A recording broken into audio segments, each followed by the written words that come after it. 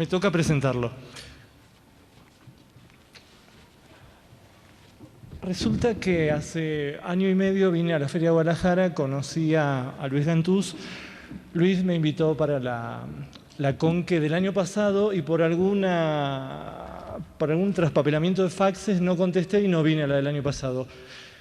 Me entristeció no haberlo conocido a Sergio Aragonés, pero me encanta haber empatado este año, haber concretado este año para conocerlo a Wolinski, aparte de lo que ya dije sobre Will Eisner, ¿no? Wolinski me lo he cruzado, y él no lo sabe, me lo he cruzado en Río de Janeiro. Un día que yo llegaba, él zarpaba en una muestra en Río de Janeiro. Así que siempre me lo fui perdiendo, ¿no? Algunas cosas hemos hablado en el IFAL, en la Casa de Francia, acerca de mis lecturas del humor francés, la lectura que todos los humoristas argentinos de cierta generación para acá tenemos sobre el humor francés, que creo que es el que más nos ha tenido, mucho más que Mad, que las revistas yankee, incluso que el humor italiano o el humor inglés y el humor español, ¿no? El humor francés siempre nos ha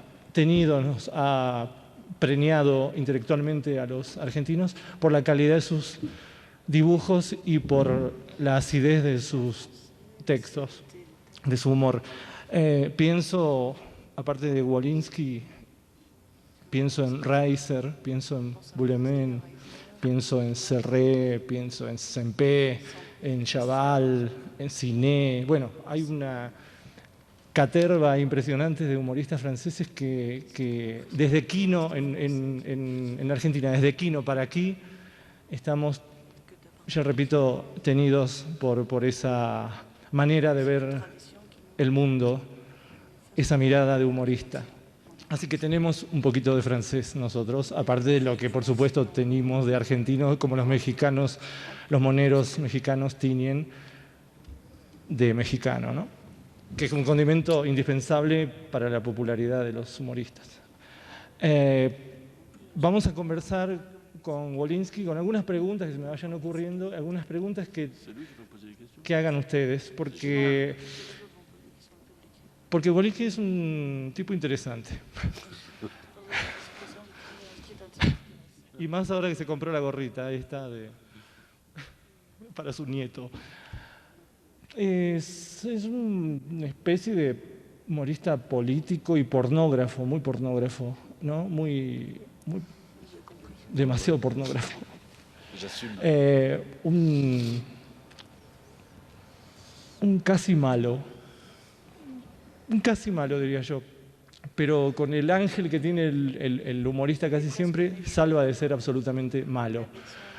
Creo que el dibujo humorístico suaviza mucho el discurso terrible que a veces el humorista tiene, ¿no? Creo que el dibujo humorístico suaviza mucho. Pensemos en la ternura que tiene el dibujo humorístico. Yo quiero preguntar, para orientarlos a ustedes, ya que tanto el francés como el argentino somos quizás los que menos somos conocidos, ¿no? Aquí, por la calidad y la capacidad de la gente que viene a la convención, por la orientación que tiene la convención, no son muy de leer el humor gráfico europeo y argentino, que es casi europeo.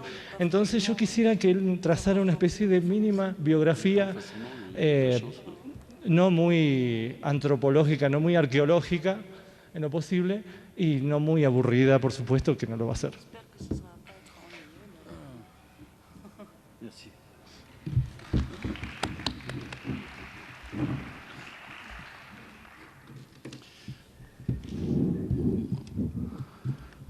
L'humour français, comme dit Rep, ou l'humour argentin, je crois que ça n'existe pas. Il y a l'humour tout court.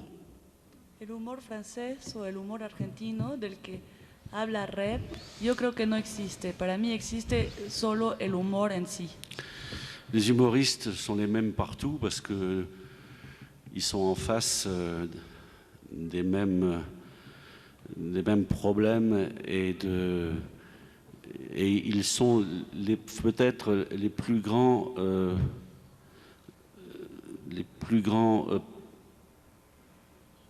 représentants ou penseurs. C'est eux qui se battent contre toute l'horreur du monde. Los humoristas son los mismos en todas partes en el mundo y pelean contra los mismos horrores. Moi, j'ai beaucoup voyagé et j'ai rencontré des humoristes dans le monde entier. Des humoristes, je veux dire des dessinateurs humoristes, mais ils peuvent ne pas être dessinateurs, ils peuvent être aussi des écrivains. He conocido humoristas en el mundo entero y claro que no todos son dibujantes, también pueden ser escritores. J'ai connu aussi bien des humoristes noirs, juifs, arabes. C'est toujours les mêmes hommes. Conocí humoristas negros, árabes, judíos y en realidad todos son muy parecidos, son los mismos hombres. Et ils disent tous la même chose. Une chose très simple. Je suis seul et j'ai peur. Y todos dicen lo mismo, una cosa muy sencilla, estoy solo y tengo miedo. Vous pouvez regarder nos œuvres, vous pouvez regarder nos albums, nous ne disons pas autre chose. Ustedes pueden verlo en nuestros libros, los pueden ver, no hablamos de otra cosa. L'humoriste fait rire parce que dans le fond de lui-même, il n'a aucun espoir. El humorista hace reír a los demás porque en el fondo de sí mismo no tiene la más mínima esperanza. Il n'a aucun respect, il ne croit en aucun Dieu. No siente respeto, no cree en Dios. Alors il n'a aucun réconfort. Le seul réconfort, c'est d'avoir une feuille de papier et un crayon. Entonces no tiene ningún consuelo. Su único consuelo es tener una hoja de papel y un lápiz. Ben voilà, par ça, j'ai pas. Si vous voulez me poser des questions sur ma vie, je veux bien vous raconter ma vie, ou sur ce qui se passe en France, ou alors posez-moi la question qu'on me pose toujours, est-ce que vous ne pensez qu'à ça? Alors je vous répondrai, je pense qu'à ça, mais je n'ai pas que ça à faire.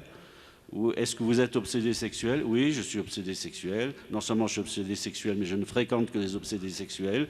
Hein, tous mes amis sont obsédés sexuels. Voilà.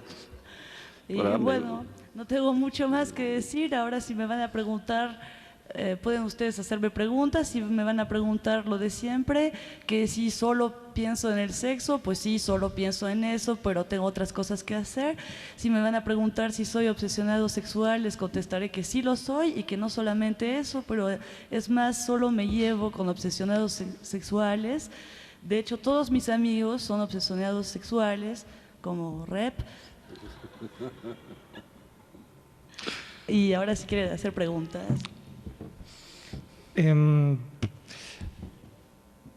¿Tiene Wolinski otras obsesiones, obsesiones pasajeras, obsesiones esenciales, aparte del sexo y aparte de lo social?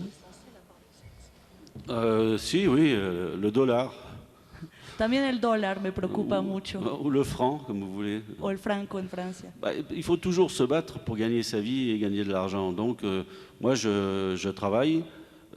J'aime bien faire mon métier de dessinateur, mais je travaille pour gagner ma vie et pour payer des impôts et un vison à ma femme.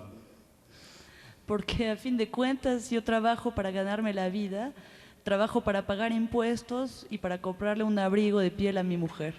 Mais enfin, Rep, je peux te répondre que j'ai aucune obsession, aucune passion. Je suis vraiment complètement indifférent à presque tout. Je ne pratique aucun sport. Mon sport, si, il y a quand même mon sport préféré, c'est la sieste. Pero Rep, te contestaré que no tengo ninguna obsesión, ninguna pasión, no practico ningún deporte, todo me deja indiferente. El único deporte que me gusta practicar es la siesta. Mais je voudrais ajouter quand même que si moi je n'ai aucune passion pour rien, je ne fréquente que des gens qui ont des passions, parce que si je fréquentais des gens comme moi, je m'emmerderais. Pero quiero agregar que si yo no tengo ninguna pasión, siempre me llevo con gente que sí es apasionada, porque si me llevara con pura gente como yo, me aburriría mortalmente. ¿Tiene la mujer de Wolinski alguna otra obsesión que los tapados de piel?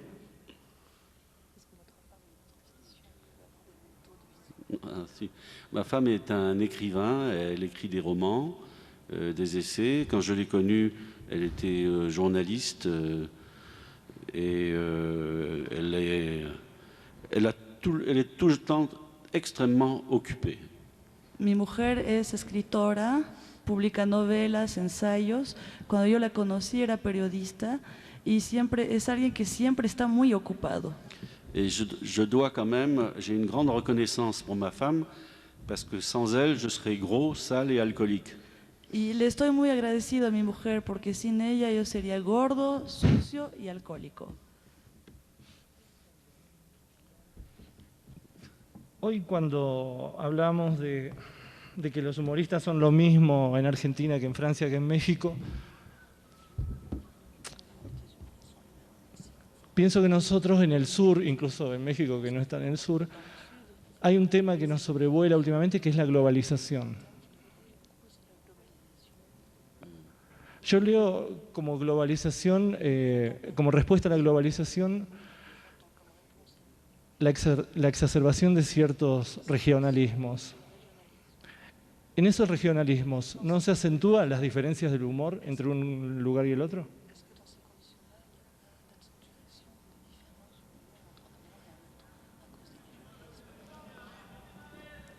Non, mais les thèmes sont différents partout, mais la réaction, ce que je voulais dire, c'est que la réaction de l'homme, de l'humoriste, est partout la même devant les mêmes problèmes. Obviamente las reacciones son diferentes en todos lados. Yo me refería al hecho que el humorista como hombre reacciona de la misma manera en diversos lados frente a los mismos problemas.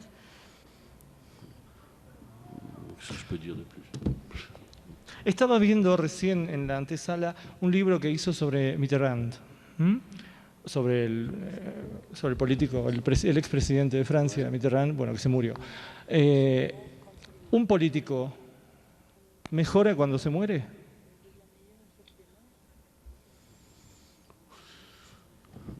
Dans le cas de Mitterrand, il est mort entouré d'une sorte de ferveur du peuple français, de l'affection.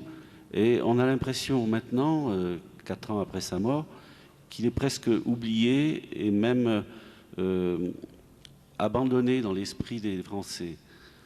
En el caso de Mitterrand, tuvo una muerte rodeada del fervor de los franceses, muy emotiva, digamos, y ahora, 4 años de su muerte, parece que los franceses se olvidaron de él, le tienen mucha indiferencia.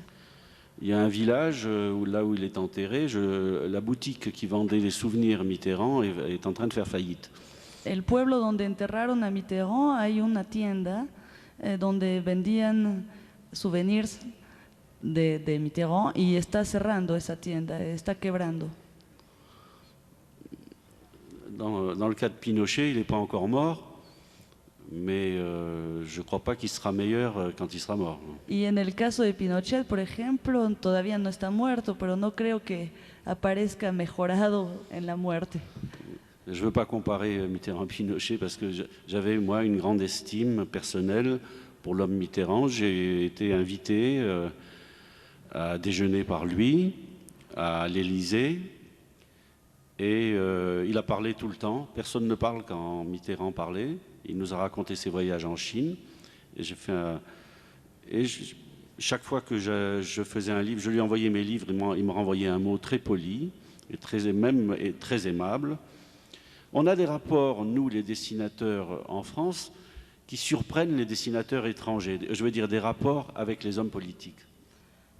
Bueno, no quiero comparar Mitterrand con Pinochet porque yo tenía mucho respeto por el hombre. Mitterrand lo conocí, comí con él y bueno, ¿qué se puede decir? Que cada vez que Mitterrand hablaba, nadie más hablaba. Mitterrand nos contaba sus viajes en China y yo le tenía mucho respeto. Par exemple, au Japon, lorsque j'ai raconté un dessin... Quiero agregar que los dibujantes, periodistas en Francia tienen relaciones muy cercanas con los hombres políticos. Oui. Je racontais ce que je viens de vous dire au Japon à un dessinateur japonais. Il m'a dit, mais ici, un homme politique ne nous approcherait jamais. Pour lui, nous sommes des êtres infects. Se lo comenté a un dibujante japonés en Japón y él me dijo que eso era inconcebible en Japón, que ningún hombre político se acercaría a un dibujante porque los considera como seres repugnantes. Mais en France, il y a une très ancienne tradition du dessin politique qui remonte à l'invention de l'imprimerie, puisque dès qu'il y a eu des journaux, il y a eu des dessinateurs. Et donc, nous avons eu des grands noms comme Daumier, Villette, Robida. Nous avons eu des grands journaux comme l'Assiette au beurre dans les années 1900, de 1900 a 1914. Pero en Francia existe una gran tradición del dibujo político. Desde que se inventó la imprenta, en realidad existieron dibujantes. Tuvimos grandes nombres, muchos dibujantes famosos. Daumier. Y luego hubo un gran diario que se llamaba l'Assiette au beurre, muy famoso también. Si, oui. Eh ben, il faut que je continue. Oui, vous étiez arrêté au milieu. Ah bon, je m'étais arrêté. Donc finalement, moi qui arrive après tous ces gens-là et mes camarades dessinateurs français, nous profitons de cet état de grâce. Nous sommes reconnus, les hommes politiques se disputent pour avoir nos dessins, même si nous sommes méchants avec eux, ils ne nous en veulent pas. De toute façon, un homme politique a le cuir dur, hein, il sait résister à nos plaisanteries. Y entonces yo y mis colegas que llegamos después de esta larga tradición, aprovechamos todo el beneficio y podemos escribir lo que queramos sobre los hombres políticos. En todo caso, ellos tienen la piel dura, no se sienten lastimados por nuestros dibujos. D'ailleurs, je vais demander à Rep si en Argentine, est-ce qu'il a des rapports avec les hommes politiques. Y le preguntaré a Rep si él tiene en Argentina relaciones con los hombres políticos. No, yo pienso bastante como el japonés. Lo único que al revés, me parece que en Japón, por lo que contaba Wolinski, son los políticos los que no se acercan a los humoristas porque no lo soportan. Yo creo que yo como humorista político, cuando profesaba más el humor político, yo le tenía asco a los políticos.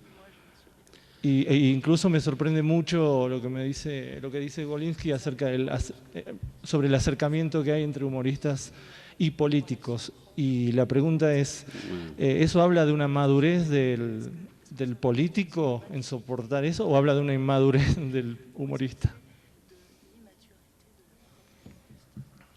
Oui, c'est une bonne question. Buena pregunta. C'est vrai que c'est plus difficile, lorsqu'on connaît un homme politique, de faire un dessin méchant sur lui. Es cierto que cuando uno conoce a un hombre político, después es más difícil hacer un dibujo agresivo hacia él. Mais je ne les connais pas quand même. Je ne dis pas que je fréquente les hommes politiques. Je les rencontre parfois dans certains endroits et on a des relations cordiales. Par exemple, le président Jacques Chirac, j'avais fait un reportage avec un autre sur lui et il a été absolument charmant. Pourtant, je ne lui fais pas de cadeaux dans mes dessins. Y no es que yo frecuento muy seguido los hombres políticos, me los encuentro de vez en cuando y tenemos relaciones pues, cordiales. Por ejemplo, en el caso del presidente Jacques Chirac, hice un reportaje sobre él y se comportó de manera muy agradable, fue un hombre muy agradable con nosotros. Il faut dire que je n'insulte pas les hommes politiques dans mes dessins. J'essaye, ce que je crois être notre métier, j'essaye de traquer leurs contradictions et que mes dessins ne soient pas discutables. Y de hecho, en mis dibujos yo trato de subrayar las contradicciones de los hombres políticos, no de lastimarlos o de agredirlos. Creo que nuestro trabajo es ese, enfatizar las contradicciones que tienen. Mon ami Ciné, lui, considère qu'un dessin qui n'est pas poursuivi en justice, ce n'est pas un bon dessin. Mi amigo Ciné, por ejemplo, opina que un dibujo por el cual no lo enjuician no es un buen dibujo. Bueno, espero que haya preguntas por ahí. ¿Hay alguna pregunta?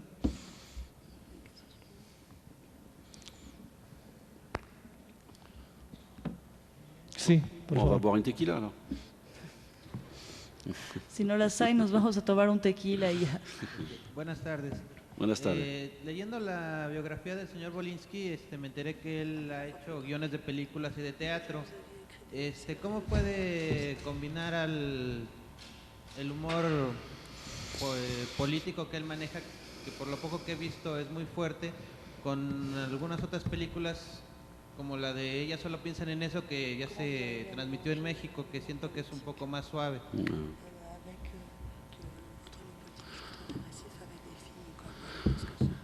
Oui, mais je ne mélange pas. Je suis un dessinateur politique dans des journaux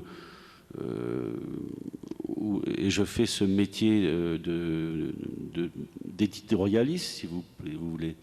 Mais je fais aussi des dessins érotiques, j'écris des textes, je reste le même partout, mais je ne mélange pas. Ce n'est pas la même chose, ce n'est pas le même travail. Son dos trabajos distintos, no los confundo, ninguno de los dos. Hago mi trabajo que podríamos decir que es de editorialista, haciendo mis dibujos políticos en la prensa, pero también hago dibujo erótico y bueno, cuando se trata de película o de teatro, sencillamente es otro trabajo. En tout cas, écrire un film, c'est la chose la plus difficile que j'ai jamais eu l'occasion de faire.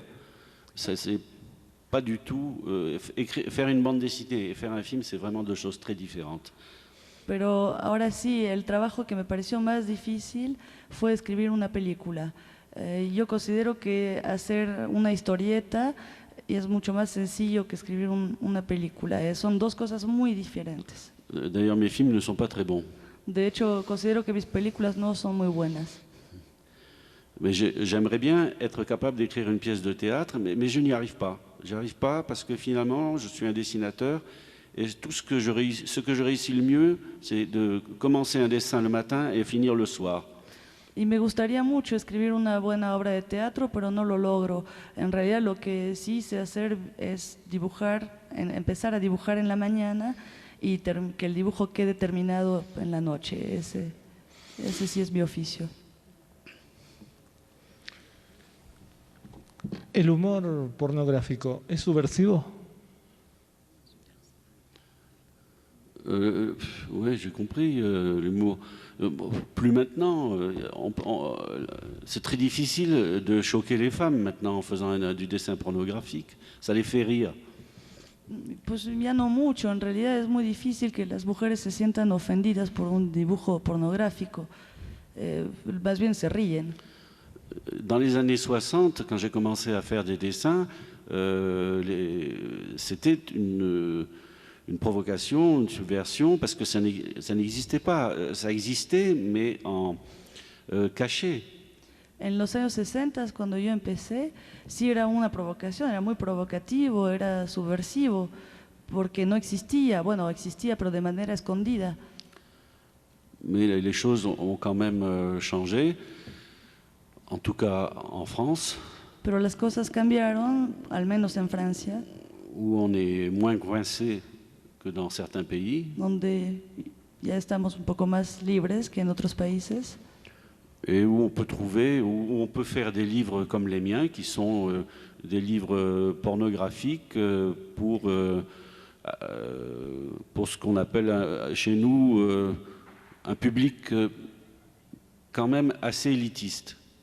Y en nuestro país podemos publicar libros como los míos, pornográficos, digamos, pero que en realidad son para un público que yo calificaría de elitista. Moi, ces dernières années, j'ai été très surpris de voir que quand je vendais mes livres dans des fêtes du livre, il y avait plus de femmes que d'hommes qui achetaient mes dessins. Lo que me sorprendió mucho en las últimas ferias en las que participé de libros, ferias de libro, es que las mujeres eran mucho más numerosas en comprar mis libros que los hombres. Une femme, comme je vous dis, maintenant les femmes d'aujourd'hui sont difficiles à choquer, à scandaliser, à condition, tout de même, il y a une condition importante, c'est de dire des choses justes. À partir du moment où c'est juste, ça ne les choque pas. Como ya lo dije, es muy difícil que las mujeres de hoy se sientan ofendidas o que se escandalicen. Claro que la condición es decir siempre cosas ciertas, justas, acertadas. Yo no pregunté acerca de si se subvertía los valores de la mujer en realidad, porque la respuesta tiende mucho a hablar de la mujer, ¿no? Yo tendía más a preguntar en una sociedad tan correcta y tan pulcra, tan prolija como se está trazando ahora, si la pornografía era subversiva. Los límites cada vez más rotos, ¿no? De la pornografía era una búsqueda subversiva de la moral. Pero la sociedad toda. Je réfléchis à la question parce qu'effectivement, elle est intéressante. Estoy pensando la pregunta porque me parece interesante. Il y a une différence tout de même entre ma pornographie ou celle de Reiser ou même celle de Rep, qui est une pornographie, c'est pour ça que je parle beaucoup de la femme, qui respecte les femmes. Hay una diferencia entre mi pornografía o la de Reiser o la de Rep y otras, porque en realidad la nuestra respeta mucho a las mujeres. Et voilà que moi je suis pris dans mes propres contradictions, puisque je dis que l'humour c'est le manque de respect et que là il y a une chose qu'il faut respecter quand même, c'est les femmes. C'est peut-être parce que j'ai la trouille d'elles. Entonces me estoy encerrando en mis propias contradicciones porque digo que el humor es la falta de respeto y ahora les estoy diciendo que respeto a las mujeres. Entonces creo que más bien les tengo miedo. Wolinski es quizás, si no tengo mal los datos, el único humorista gráfico que entrevistó al subcomandante Marcos allá en los primeros años de la rebelión zapatista, creo que en el 96. ¿Puede contar esa experiencia desde el primer momento hasta el fin, incluso desde la búsqueda, que es tan difícil encontrarlo a Marcos, los contactos, hasta el chau? Je veux bien vous raconter l'histoire, mais ça peut être un petit peu long. Je vais essayer d'aller à l'essentiel. Les puedo contar toda la historia, pero sería algo largo, entonces voy a tratar de contarles los puntos esenciales. J'avais lu des textes du sous-commandant Marcos dans le journal Le Monde en France. En Francia yo leía los textos del subcomandante Marcos en el diario Le Monde. Et j'avais été frappé par l'humour de ces textes et la fantaisie. Y me impresionó el humor y la fantasía que él ponía en sus textos. Donc, lorsque le rédacteur en chef de Charlie Hebdo m'a demandé si je voulais aller voir le sous-commandant Marcos, si je voulais faire un reportage sur lui, j'ai dit tout de suite oui. Entonces, cuando en Charlie Hebdo, el semanal por el que trabajo, decidieron hacer un reportaje y me preguntaron si me interesaba, dije inmediatamente que sí. Donc, je suis venu à Mexico avec un journaliste et je connaissais, je savais qu'au Mexique, il y avait une autre journaliste, correspondante de l'Humanité, Françoise Escarpit, et elle connaissait bien le mouvement de Chiapas et ce qui s'y passait, qu'elle pouvait nous donner des conseils. Así que me vine a México acompañado por un periodista. Sabía también que en México estaba una corresponsal del diario L'Humanité y que ella, que se llama Françoise Escarpit, y que ella conocía bien el problema de Chiapas y conocía sabía como los medios que había que usar, así que recurrí a ella. Donc nous avons pris l'avion pour San Cristobal et puis là-bas nous avons loué une voiture et puis nous avons grimpé jusqu'à la Realidad dans la selva, je crois que ça s'appelle comme ça. Así que viajamos en avión hasta San Cristóbal, luego en carro y subimos hasta la Realidad en la selva, pues. Creo que así se llama, selva. Et là-bas, nous avons été reçus par un Indien qui s'occupait des étrangers qui venaient demander une audience au sous-commandant Marcos. Y ahí nos encontramos con un indígena que se encargaba de los extranjeros que venían a entrevistar, que pedían audiencia a Marcos. Il y avait quelques Italiens. Había algunos italianos. Il y avait des nationalités. Enfin, personne ne se parlait. J'ai trouvé ça curieux. Pues, y entre los periodistas nadie se hablaba, eran varias nacionalidades y nadie se hablaba, me pareció muy raro. Bon, nous avons passé plusieurs jours à la Realidad, on se lavait dans le torrent, l'Indien nous faisait à manger le soir. Pasamos ahí varios días en la realidad, nos teníamos que bañar en el río, el indígena aquel nos cocinaba por la noche. Et puis quand même, les jours ont passé et on avait demandé à le voir et puis on voyait rien venir. Alors j'ai demandé un soir à l'Indien, j'ai dit écoute, on est obligé de partir demain. Y pasaban los días y nada, no sabíamos nada. Entonces un día le dije a ese indígena que pues, ¿sabes qué? Mañana nos tenemos que ir. Alors il m'a dit peut-être vous pourriez écrire une lettre. Y me dijo, pues ¿por qué no le escribe una carta? Bah, ça on n'y avait pas pensé, on l'a fait. No se me había ocurrido, entonces lo hicimos.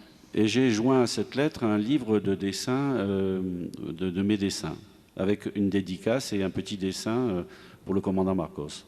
Y junto con esa carta mandé uno de mis libros con un dibujito dedicado al comandante Marcos. Le lendemain matin, assez tôt, un jeune homme est arrivé et avec une lettre tirée d'une imprimante, d'un ordinateur. Y al día siguiente llegó un joven con una carta que habían escrito por computadora. Et dans cette lettre, qui est signée du sous-commandant Marcos, il me demandait d'attendre un petit peu. Y en esa carta que firmaba el subcomandante Marcos, me pedían que por favor esperara un poco más. 2 heures après, un autre jeune homme est arrivé et il nous a dit de le suivre. 2 horas más tarde llegó otro joven y nos dijo que lo siguiéramos. Et nous, on a pris des bouteilles d'eau, de la nourriture. Je croyais qu'on allait marcher dans la forêt. En fait, il n'était pas loin du tout. Y nosotros pues llevamos botellas de agua, comida, porque pensábamos que íbamos a caminar mucho en el bosque y en realidad estaba muy cerca. Et il nous attendait assis sous un... Comment s'appellent ces grands arbres qu'il y a dans la forêt? En Afrique, on les appelle des baobabs, mais ici, c'est un autre nom. Et il était assis sous un grand arbre, avec son fusil, sa pipe, son cheval à côté, un garde du corps, et on a pu parler avec lui pendant 2 heures. Y él estaba sentado abajo de un gran árbol cuyo nombre he olvidado y estaba ahí con su caballo, fumando su pipa y con su guardaespaldas y pudimos hablar durante 2 horas. Et je dois dire que c'est un grand souvenir pour moi parce que j'ai beaucoup aimé cet homme et sa façon de parler et sa simplicité et aussi cette sorte de désespoir tranquille qu'il a. Souvent, il parle de lui comme s'il était déjà mort. Y quiero decir que para mí es un recuerdo muy importante. Me gustó mucho ese hombre, su forma de ser, su forma de hablar, su desesperanza tranquila. Muchas veces habla de él mismo como si ya estuviera muerto. Voilà l'histoire. Et puis on a ramené le reportage à Paris qui a eu énormément de succès et qui a été on a fait un numéro spécial qui a été épuisé très vite. Esa es nuestra historia y bueno, pues después regresamos a París, publicamos el reportaje, tuvo muchísimo éxito y se acabaron todos los ejemplares rapidísimo. Y aquí fue publicado aquí. Charlie Hebdo. No, y aquí también, ¿no? Ah oui, il a été publié dans Chamuco. Il y a eu une traduction dans Chamuco. Chamuco número 2. Los que quieran leerlo está en el Chamuco número 2, que está por ahí como tomos. ¿Hay alguna pregunta? Yo tengo preguntas, no es que quiero zafar. Simplemente quiero repartir el juego. ¿Hay preguntas?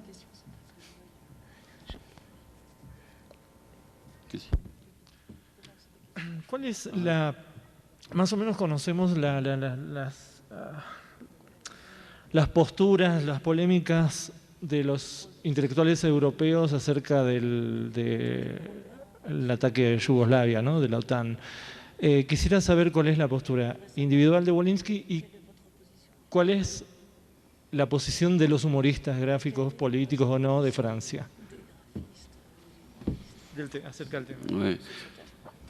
Quand j'étais à Cuba lorsque les événements lorsque ça a commencé, lorsque les premières frappes sont tombées. Yo estaba en Cuba cuando empezaron los primeros bombardeos sobre Kosovo. Et quand je suis rentré à Paris, j'ai participé à une réunion au journal Charlie Hebdo. De regreso en París participé en una reunión en el diario Charlie Hebdo. Où il y a tous mes amis dessinateurs et journalistes. Con todos mis amigos periodistas y dibujantes. J'ai dit, mais parce qu'ils discutaient de ça, ils discutaient justement de l'opportunité de ces bombardements, mais j'ai dit, mais c'est évident qu'il ne fallait pas bombarder. Pour moi, ça me paraissait complètement évident. Y todos hablaban de si era o no oportuno bombardear. Y a mí me parecía evidente que no había que bombardear, y lo dije. Et j'étais très surpris de voir que dans la rédaction d'un journal pacifiste, écologique, gauchiste, il y avait des gens qui disaient oui, ils étaient pour les frappes. Y me sorprendió mucho ver que en un diario que es pacifista, ecologista, izquierdista, había gente a favor de los bombardeos. Et j'ai lu aussi dans la presse française, effectivement, la plupart des philosophes étaient des bombardeurs. Y me sorprendió también ver que en la prensa francesa los filósofos que se expresaban estaban en favor de los bombardeos, eran bombarderos. J'avoue que j'ai été un peu ébranlé et que je me suis dit, bon, c'est peut-être moi qui ai tort. Y tengo que reconocer que sí, me entraron dudas, pensé, a lo mejor yo soy el que está mal. Mais quand j'ai posé des questions sur l'opportunité de ces bombardements, pero cuando hice preguntas acerca de si era o no oportuno bombardear, la seule réponse intelligente que j'ai obtenue, c'est il fallait bien faire quelque chose. La única respuesta que obtuve, más o menos inteligente, fue pues había que hacer algo, lo que sea. Alors ça ne m'a pas tellement convaincu et je pense qu'effectivement il fallait faire autre chose que ça. Mais je ne sais pas quoi, personne ne le sait. Je ne suis pas un technicien de ces choses-là. Je ne sais pas ce qu'il fallait faire là-bas, mais ça me paraît quand même, moi ça me paraît impossible que 17 pays européens puissent bombarder un petit pays comme la Serbie et qu'il n'y ait que cette solution. Mais j'en ai pas d'autre. A mí no me convenció el argumento y creo que, claro que había que hacer algo, pero sigo pensando que tenía que haber otra cosa que hacer que bombardear. Me parece imposible, inverosímil, que 17 países europeos no encuentren otra cosa que hacer que bombardear a un país tan chico como Serbia. Y sigo pensando que tenía que haber otra solución, aunque yo no soy especialista, no soy técnico de esas cosas. J'aimerais bien savoir d'ailleurs comment ça se passe au Mexique ou en Argentine, qui est pour et qui est contre, et s'il y a une polémique comme il y a en France actuellement. Mais en France, ils sont plutôt pour le bombardement, même les gens pour lesquels j'ai beaucoup d'estime, et ça me surprend beaucoup. De hecho, me interesa mucho saber si en Argentina y en México existe una polémica similar a la que existe ahora en Francia, si la gente se pelea, debate de saber si había que bombardear o no, y porque en Francia pues yo les diré que en general la gente está a favor de los bombardeos, y hasta gente que son mis amigos y que estimo yo mucho, lo que me sorprende bastante. No sé en México y tampoco sé en Argentina, sé de una interna donde la mayoría de la gente de izquierda están en contra, naturalmente, de la OTAN, naturalmente de Estados Unidos. Por supuesto es mi posición, no hay que bombardear, pero me interesa mucho la opinión de los franceses porque es una guerra en Europa. Para mí es una guerra lejana, debo decirlo, es como que me estuviera estuviera totalmente triste por lo que pasaba en Biafra. Realmente tengo problemas muy urgentes en mi país como para preocuparme por Kosovo. Sé que es la marcha a la humanidad, sé todo eso, pero no es precisamente mi preocupación mayor. Por eso me preocupaba mucho me ocupaba mucho el tema de qué pensaban acerca de una mechita que se encendió en Europa y que no se sabe dónde va a terminar. Non, on ne sait pas où ça va s'arrêter, ça c'est vrai. No, es cierto que no sabemos cómo va a terminar esto. Tout le monde, on est inquiet, c'est sûr. Vous êtes un peu loin, mais nous, en Europe, les gens sont inquiets. Les gens ont peur d'une guerre générale, enfin plus généralisée. En fait, le vrai danger vient par des Balkans et de l'attitude de la Grèce et de la Turquie. C'est là qu'il y a un vrai danger de guerre, parce que si ces deux pays commencent à se mettre dans la bagarre, alors là, ça risque de devenir grave. Ouais. Sí, claro, nosotros estamos preocupados, la gente está preocupada, porque claro que en Latinoamérica están muy lejos de todo eso, pero para nosotros es muy cerca, y el verdadero problema es que si Grecia y Turquía intervienen en ese conflicto, ahí sí pueden empeorar mucho las cosas. Oui, Rep a parlé de l'Amérique, je ne comprends pas que les Européens soient allés chercher, parce que d'après mes informations, Clinton a été, on lui a vraiment fait la demande. Chirac, Blair, Jospin, ils ont presque supplié les Américains de les faire ces bombardements. Y Rep mencionó ahora Estados Unidos, y algo que nunca no pude entender, porque de lo que yo sé, de las informaciones que obtuve, sé que los europeos fueron los que le pidieron a Clinton la intervención, lo suplicaron, tanto Blair como Chirac, todos ellos suplicaron. Alors j'en suis là, comme la plupart des gens, on a peur et on ne sait pas du tout ce qui va se passer. Y así que pues, yo estoy en ese punto, estoy como todos los demás, tengo miedo, no sé qué va a pasar. Quedan 5 minutos, imagínense preguntas o sigo yo. Tengo 2 preguntas finales, 2 preguntas, espero que sean lo suficientemente molestas. Mencionó Wolinski Cuba, me gustaría saber... c'est pas la peine de poser des questions dérangeantes. No, que no tienes que hacer preguntas molestas. Bueno, voy a hacer preguntas agradables. Me gustaría saber acerca de la situación actual de Cuba, más allá de su monitoreo de todos los viajes que haya hecho, ¿no? La actual, porque sé que estuvo hace 15 días.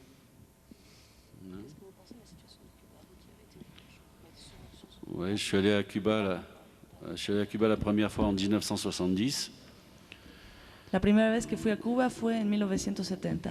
Et puis j'y suis retourné régulièrement en 80, en 90. Au début, c'était tous les 10 ans. Puis depuis 90, ça s'est accéléré, je suis allé plus souvent. Y regresé cada 10 años hasta hace poco, que ahora voy mucho más seguido. Je parraine une petite organisation humanitaire qui s'appelle Cuba Si France et qui envoie des matériels scolaires et des médicaments à Cuba. Soy padrino de una pequeña organización humanitaria que manda libros y que se llama Cuba Si France. Cuba Si France. Moi, j'ai un problème avec Cuba, c'est que je ne vois que ce qui est positif. Mi problema con Cuba es que yo solo veo el lado positivo. Et que je suis entouré de gens qui ne voient que ce qui est négatif. Y que me rodea pura gente que ve todo lo negativo. Alors je continue à avoir mes amis cubains. Je ne suis pas l'avocat de Fidel Castro. Sigo viendo a mis amigos cubanos. Yo no soy el defensor de Fidel Castro. Je vois bien qu'il y a une organisation qui, moi, en tant qu'humoriste et démocrate, il y a des choses qui sont pas supportables, en particulier en ce qui concerne mon métier de dessin humoriste, il n'y a pas de presse d'opposition. Comment vivre dans un pays sans qu'il y ait une presse d'opposition? Sí veo cosas que a mí como humorista y como demócrata me molestan, ¿no? Y por ejemplo, en el caso de un dibujante, humorista, pues no existe la prensa de oposición, entonces, ¿cómo vivir como dibujante, humorista? Mais les Cubains disent, nous, on n'a pas de papier pour nos journaux, on ne va pas donner du papier à ceux qui nous crachent dessus. Y los cubanos, su argumento es, pero si no tenemos papel, no se lo vamos además a dar a gente que nos escupe en la cara. Rep me demande ce que je pense de la situation. Ça change, à Cuba, ça change tout le temps et c'est toujours pareil. Rep me pregunta qué opino de la situación de Cuba y yo contestaré que en Cuba las cosas cambian siempre y a la vez siempre es lo mismo. Il semble, j'étais là-bas il y a un mois, que les gens ont plus vivent un peu mieux. Me parece, del último viaje que hice, que la gente tiene un poco más, que vive un poco mejor. Última oportunidad. ¿Una pregunta?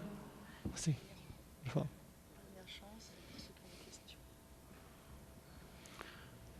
Ya llega, ya llega.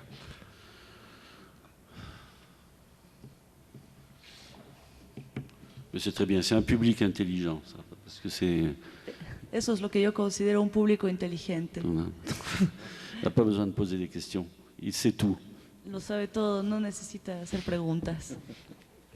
Así como nos explicó su visión de Cuba, bueno, a mí me gustaría saber qué visión tiene él de México, en primera por la visita que hizo a Chiapas y lo que ha podido observar en esta ocasión, cómo nos ve él.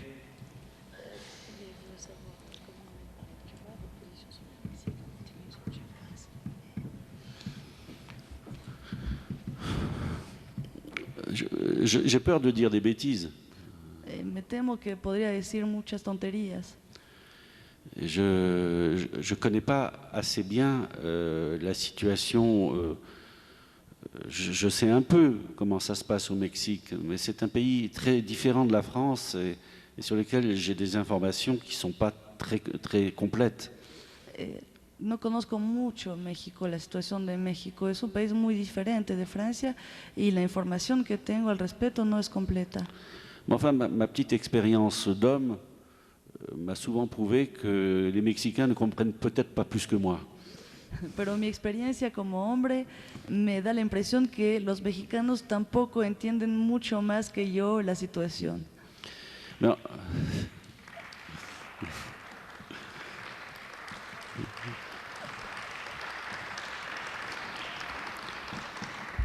En ce qui concerne le Chiapas, ce qui m'a paru pas juste, c'est que des hommes et des femmes soient traités comme ils le sont là-bas, c'est-à-dire, si j'ai bien compris, sans une structure médicale ou scolaire, que ces gens sont un petit peu abandonnés.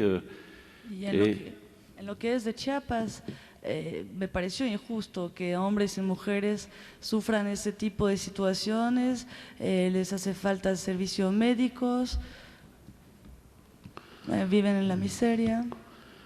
C'est ce que j'ai pu observer, que leur sort est injuste. Mais on peut me dire aussi qu'en France, nous avons des exclus, des chômeurs, et qu'il y en a aussi au Mexique, et que on peut pas tout faire à la fois. Me parece que la situación de esa gente obviamente es injusta y ahora me pueden contestar que en Francia también existen muchas exclusiones, hay mucha gente sin trabajo, sin dinero y pues bueno, no se puede hacer todo a la vez, ¿no? Je disais tout à l'heure que je voyais que ce qui était positif à Cuba, c'est parce que quand même, j'ai vu en Amérique latine, au Mexique comme dans les autres pays, des inégalités sociales vraiment très grandes. Si digo que veo el lado positivo de Cuba es precisamente porque en Latinoamérica, en México como en otros países, pude constatar la existencia de grandes desigualdades sociales. À Cuba, il y a un semblant d'égalité, c'est-à-dire que tout le monde est dans une sorte de misère, et il y a des gens qui ont des et ceux qui ont un peu plus que les autres, c'est dérisoire à côté de ce qu'on peut voir dans les autres pays. En Cuba hay una semblanza de igualdad. Los que tienen un poco más que los demás, o sea, realmente la gente son todos pobres. Los que tienen un poco más, pues realmente es muy poco lo que tienen comparado con otros países de Latinoamérica. Enfin, moi je crois que je pense tout ce que pensent les Mexicains eux-mêmes de leur pays et de la politique dans leur pays. J'ai suffisamment d'amis ici pour qu'ils m'ont raconté. Je trouve, alors puisque vous me posez la question, moi en tant que Français, je trouve les Mexicains très virulents contre leurs hommes politiques. Ça m'a surpris.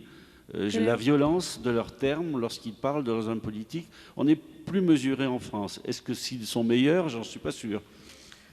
Creo que opino de México más o menos lo que opinan los mexicanos. Tengo muchos amigos mexicanos aquí, me explicaron lo que opinan de su gobierno y de hecho quiero aclarar que como francés me sorprende mucho la agresividad de los dibujantes, los humoristas mexicanos cuando hablan de su gobierno.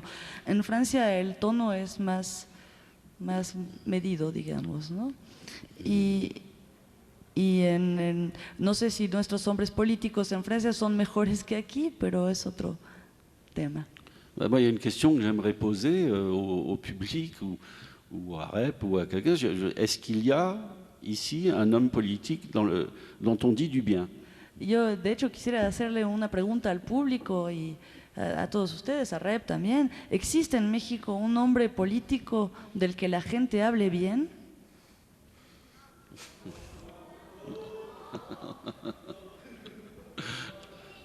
No. Parece No. que no. No. ¿Sí? ¿Quién? Colosio.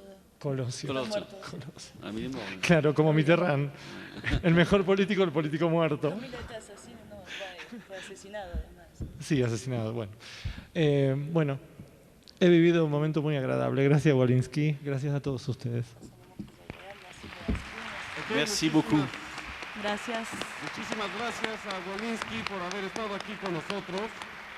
Les agradecemos su presencia y les vamos a entregar un reconocimiento por haber estado aquí, por habernos de algún modo cultivado, darnos un punto de vista de otros países como es Francia, y también agradecerle a Miguel Repiso, Rep, por haber moderado esta entrevista tan interesante. Muchísimas gracias, un aplauso por favor para ambos.